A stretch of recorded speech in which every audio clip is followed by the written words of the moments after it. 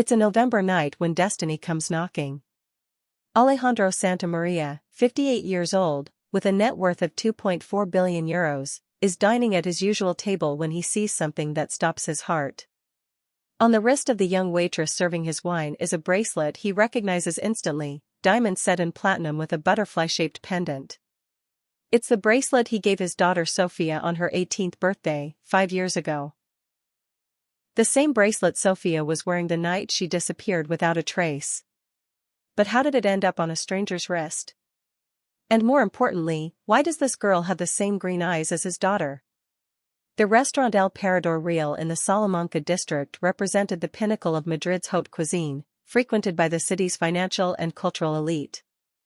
Alejandro Santamaria occupied his usual table, number 7, the one with a view of the interior garden lit by soft lights. At 58, he was one of the most powerful men in Spain, his real estate empire stretching from Europe to Latin America. That night, November 15th, he wasn't thinking about business. It had been exactly 5 years since the day his daughter Sofia had vanished without a trace. Every year on this date, he came here to order the lobster rice she loved so much and drink a glass of Ribera del Duero from 1985, the year Sofia was born.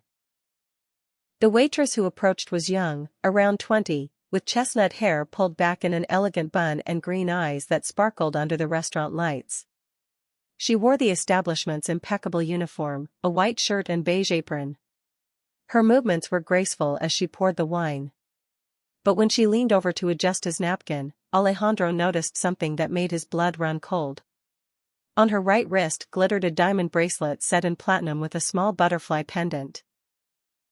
Alejandro recognized the jewelry instantly.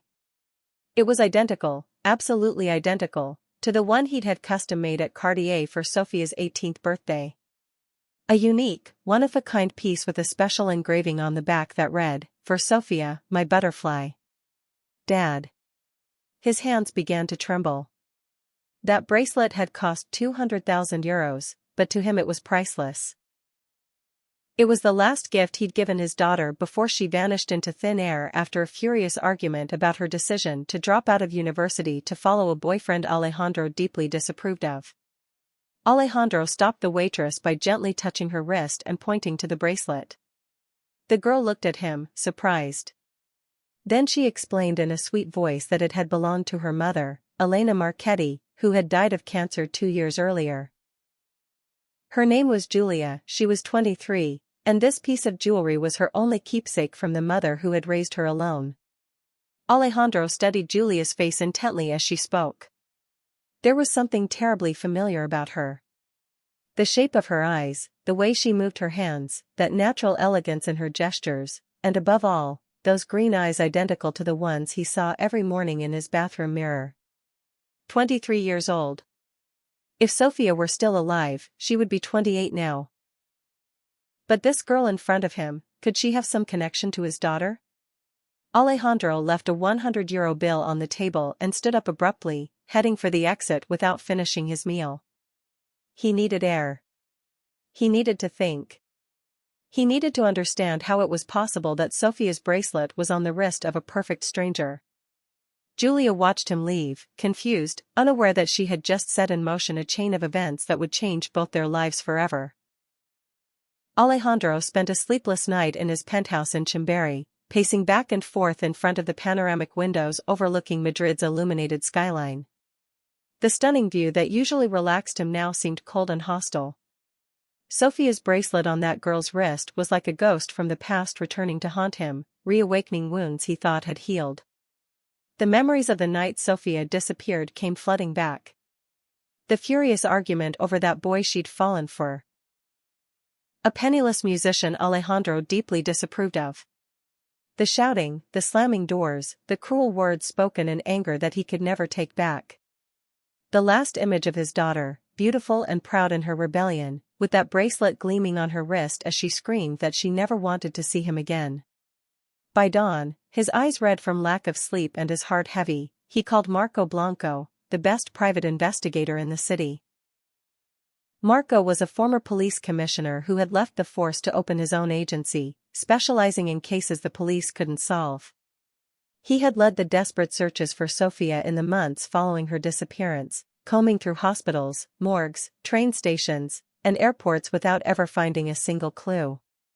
Marco arrived at Alejandro's office early that afternoon, his face marked by the exhaustion of a night spent digging through digital archives and police databases.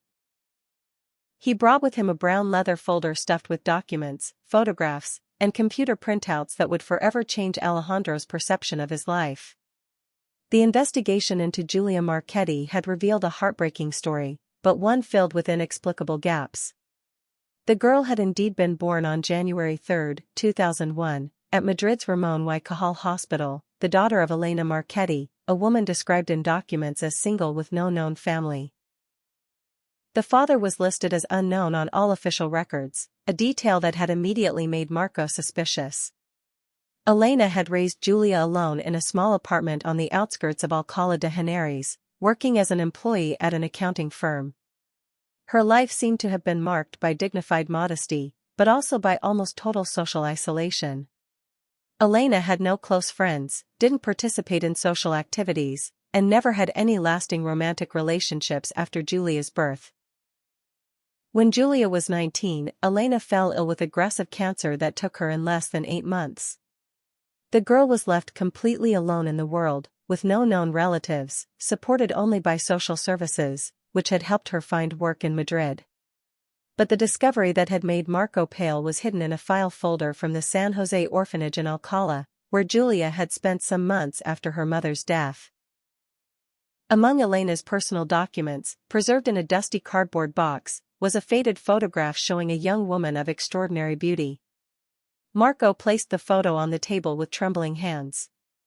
The image showed Elena Marchetti at 18, and her face was practically identical to Sofia's. This wasn't a vague or imagined resemblance. It was like looking at the same person in different eras.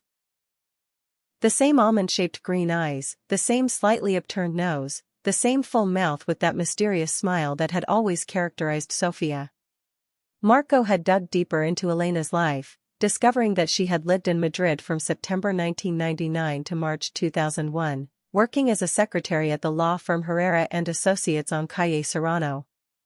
The same firm that, for 20 years, had handled all legal matters for Alejandro and his family. Then, suddenly, and without apparent explanation, she had moved to Alcalá and never returned to Madrid. Those had been the most difficult years of Alejandro's marriage to Francisca.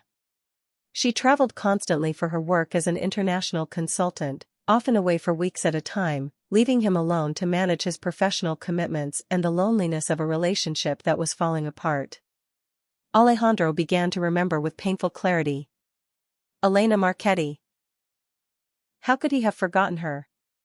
She was a stunningly beautiful girl who worked at the reception desk of Herrera's law office. Always elegant, always smiling, with a natural grace that made her stand out even in the firm's sophisticated environment. Alejandro often stopped to talk with her when he came for appointments, at first just professional courtesy, but soon those conversations had become more intimate. Elena was cultured, intelligent. She had a sensitivity that Francisca seemed to have lost in the later years of their marriage. When Francisca traveled for work, Alejandro began inventing excuses to stop by the office, even when he had no appointments. Their relationship had begun naturally, almost inevitably. Discreet dinners in restaurants outside the city center, long walks through Madrid's parks, stolen afternoons in Elena's small apartment in the Malasana neighborhood. For Alejandro, it had been an escape from reality, a refuge from his marriage's growing coldness. But everything had changed in the summer of 2000, when Francisca returned from New York with news that turned everything upside down. She was pregnant with Sofia. Alejandro had immediately broken off all contact with Elena, focusing on his family and preparations for his daughter's arrival. He never knew what happened to Elena after that. He heard from the firm that she had moved away, but he never investigated further.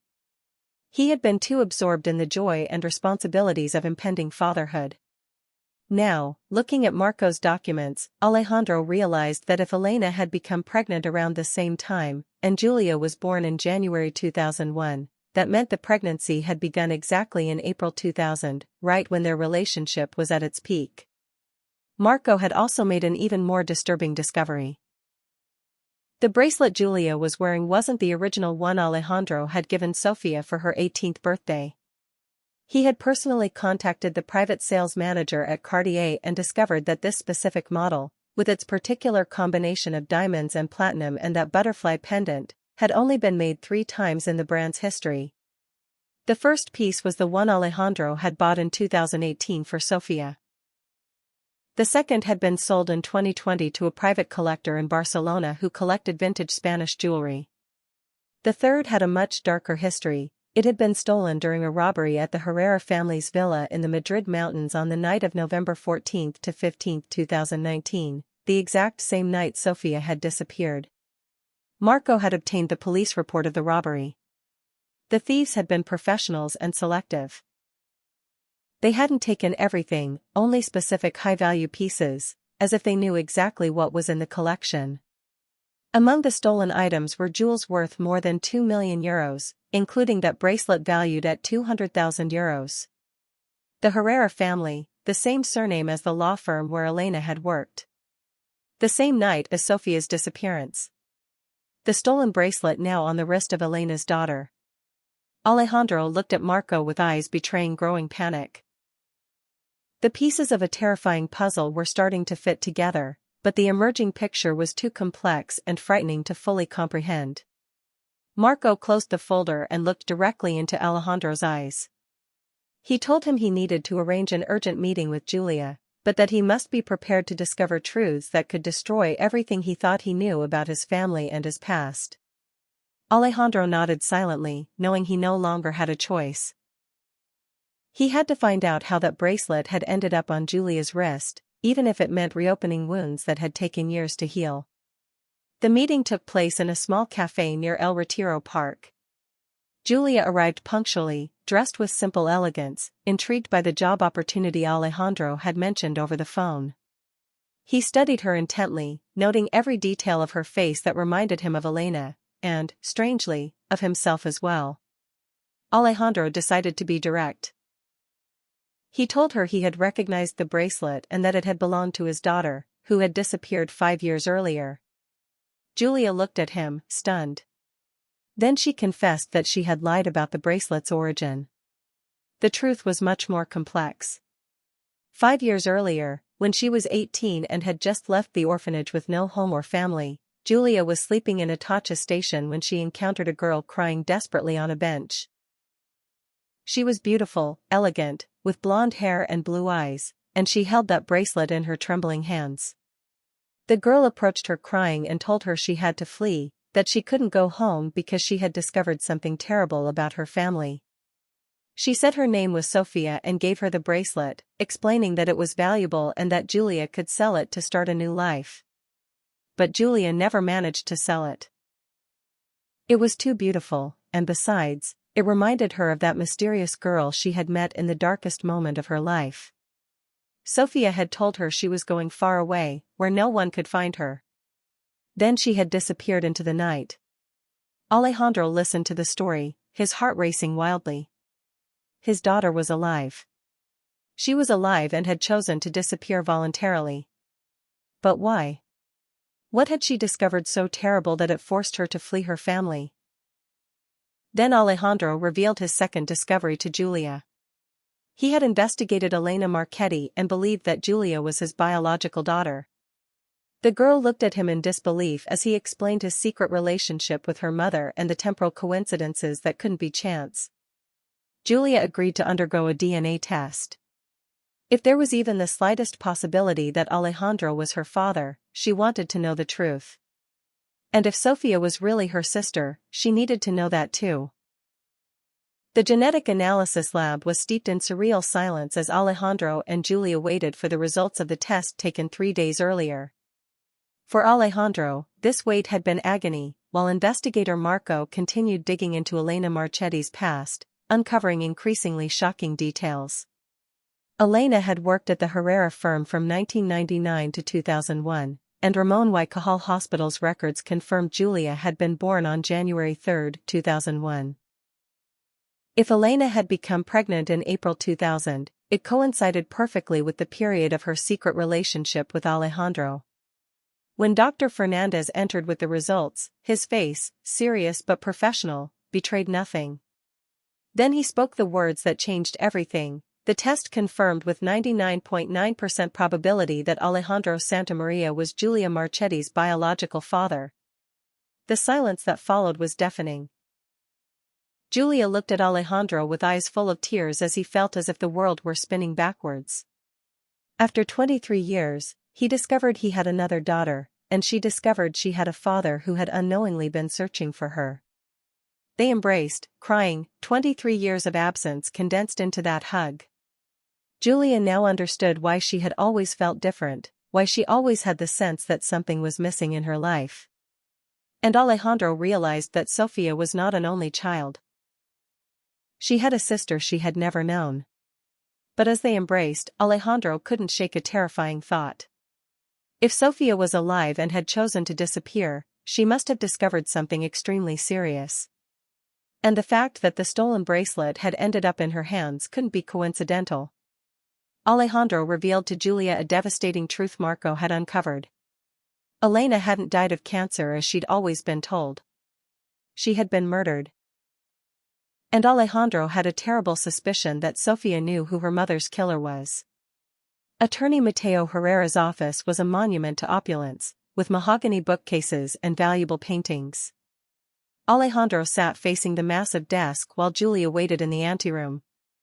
Mateo had been the partner at the firm where Elena worked, and when Alejandro discovered that the family robbed that night in November 2019 shared the same surname, he understood it couldn't be a coincidence. Mateo poured 2 whiskeys, even though it was 3 in the afternoon. Then he began to tell a truth that would destroy everything Alejandro thought he knew about his family. Elena Marchetti hadn't died of cancer. She had been murdered on the orders of Augusto Ferrer, the father of Francisca and grandfather of Sofia. Augusto was a ruthless industrialist who had always controlled every aspect of family life through unorthodox methods. In 2018, Elena had begun investigating her biological family, discovering she had been adopted after her real parents died in a supposed traffic accident in 1982. But it hadn't been an accident. Augusto Ferrer had arranged the murder of landowners in Getafe who refused to sell land he wanted for his first major residential complex. Elena had uncovered all this and decided to blackmail Augusto, wanting justice for her parents and financial security for Julia. But Augusto never paid blackmail. He eliminated the problem at its root. Sofia had discovered that her grandfather had murdered her sister's mother. The night before she disappeared, she had gone to Mateo's office, distraught and crying. She had found the compromising documents in Augusto's study and could no longer live with that family of murderers. But then Mateo revealed the most shocking discovery of all. Sofia hadn't fled alone, and Elena hadn't died in the attack arranged by Augusto. She had managed to escape at the last moment, and for 5 years, she had been hiding together with Sofia. Alejandro felt his legs give way. His daughter was alive. Elena was alive, and together they were gathering evidence against Augusto to make him pay for all his crimes. Mateo explained that the 2 women were hidden in a rural house in the Guadalajara mountains, protected by a network of people who hated Augusto and wanted to see him destroyed. They were waiting for the right moment to strike, when they had enough evidence to send him to prison for the rest of his life. Alejandro rushed to call Julia. It was time to finally reunite the family that had been shattered by years of lies and violence. The abandoned rural house in the Guadalajara mountains looked like something from a dream, nestled among vineyards gilded by the setting sun. Alejandro and Julia arrived following the detailed directions Mateo had given them, with Alejandro's heart beating so hard it seemed ready to explode. When the weathered wooden door opened, Alejandro saw Elena first. She had aged, her hair now completely gray, her face marked by suffering, but those green eyes were the same ones he remembered. Then behind her appeared Sofia, his daughter, alive, beautiful.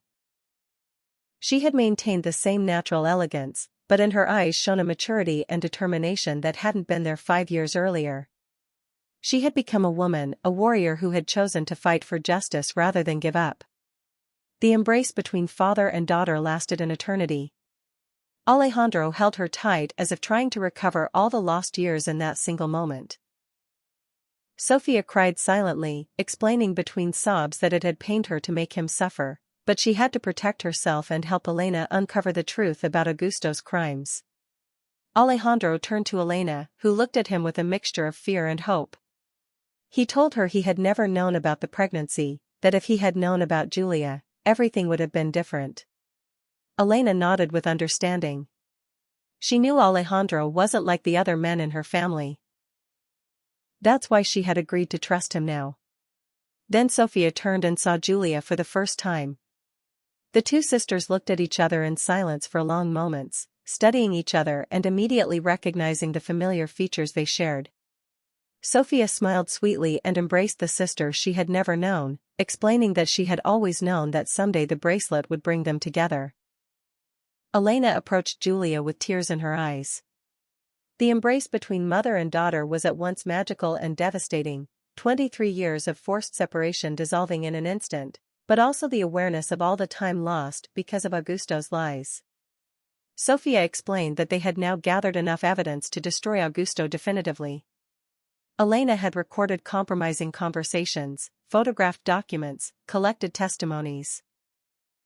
Everything was ready to bring down the criminal empire that had ruined so many lives. Alejandro looked at his family finally reunited, 2 daughters he had raised and 1 he had lost, the woman he had loved and believed dead for years. It was a miracle born from pain, but now he wanted only one thing, to go home, all of them together, and start over as a real family. As the sun set over the Guadalajara mountains, painting the sky pink and gold, a family shattered by violence and lies was reunited through the power of love and truth. Sometimes it takes the most painful secrets to reveal the greatest joys, and sometimes a simple bracelet can change everyone's destiny. Did this story of family, secrets, and second chances move you? Did it make you reflect on how destiny can work in mysterious ways? If you also believe that family love overcomes any obstacle, that truth eventually always emerges, and that it's never too late to start over, hit like and share this video. Tell us in the comments, do you think Alejandro did the right thing by seeking the truth? Do you think Sofia should have stayed hidden or returned to her family? Have you ever experienced a coincidence that changed your life? Subscribe to the channel for more stories exploring family bonds, secrets from the past, and the power of a love that never dies. Like, comment, share, because every story reminds us that family isn't just about blood, but the love we choose to give. That truth can hurt, but it sets us free, and that sometimes the smallest objects carry the biggest messages.